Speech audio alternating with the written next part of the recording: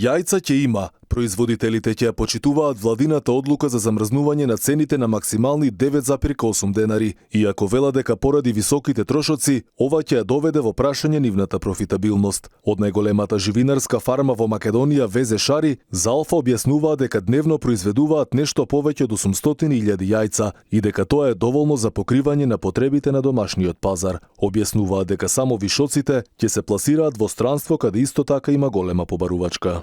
Навистина има недостаток на јајца не само во државата, него во целиот регион, значи вклучувајќи и поширок од регионот, значи поради многу други различни фактори, нема врска со великденските празници.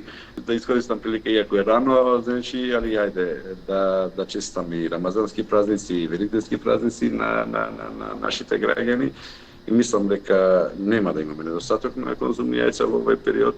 И оризот отиде под мраз, а земјоделците се плашат дека ова директно ќе удри по нив. Стравуваат дека откупувачите ќе ги намалат цените и ќе доцна со исплатата, и ова дополнително ќе влоши катастрофалната ситуација во која и онака се наоѓаат. Мора да се размислува и за последиците, ние земјоделците кои ќе ги сносиме врз основа на оние одлуки кои што ги донесува владата, а не се во согласност со нашите потреби за оризопроизводство и не негираат нашата желба за обработка на земјоделските површини и одгледување на ориз. И додека стопанството критикува дека вештачки се замрзнуваат цените, велат и дека владата мора да ги намали даноците и другите давачки за вистински да им помогне на граѓаните и на компаниите. Во меѓувреме надлежните најавуваат нови анализи за евентуално замрзнување на месните производи како и на овошјето и зеленчукот. И сето ова се прави на рати. Владата секоја недела спектакуларно најавува ново замрзнување, а премиерот се слика како купува основни намирници.